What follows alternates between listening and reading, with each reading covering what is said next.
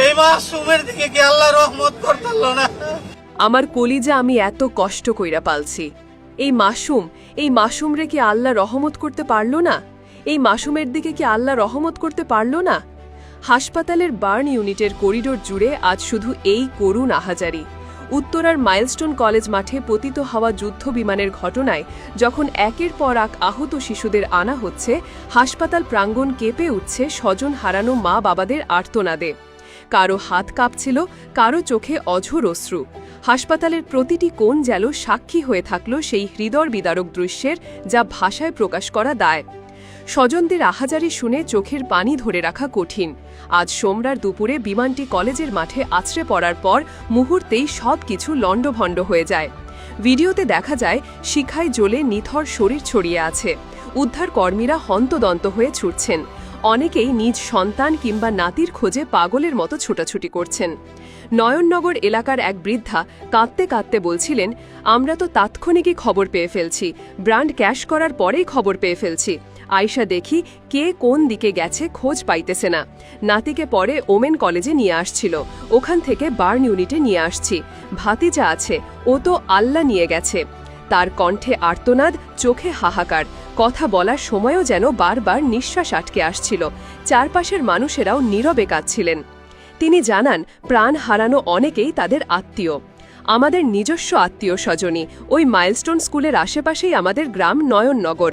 ওখানের আশেপাশের ছেলেপেলেরাই ম্যাক্সিমাম বাচ্চারা এখানে পড়াশোনা করে।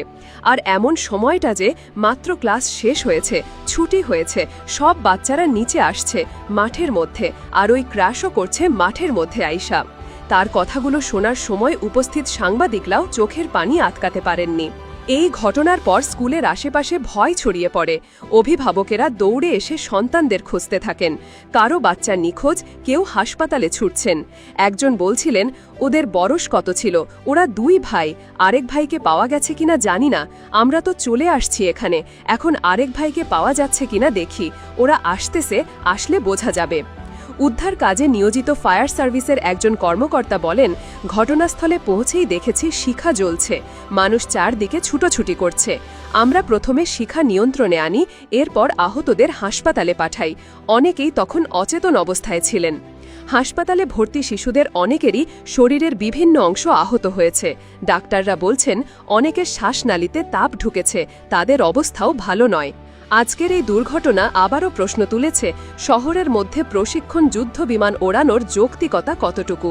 স্থানীয়রা বলছেন, এভাবে আবাসিক এলাকার ওপর দিয়ে যুদ্ধ বিমান ওড়ানো কতটা নিরাপদ। বিমান বাহিনী জানিয়েছে, ইঞ্জিনে ত্রুটি দেখা দেওয়ার পরপরই পাইলট নিয়ন্ত্রণ হারিয়ে ফেলে এবং পতিত হয়। ঘটনার কারণ জানতে উচ্চ পর্যায়ের তদন্ত কমিটি গঠন করা হয়েছে।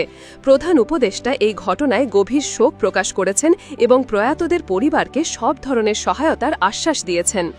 হাসপাতালের বার্ন ইউনিটের সামনেই কান্নায় ভেঙে পড়া এক বাবা বলছিলেন, আমার ছেলে সকালে হাসতে হাসতে স্কুলে গেল, ভাবিনি দুপুরে নিথর শরীর দেখতে হবে।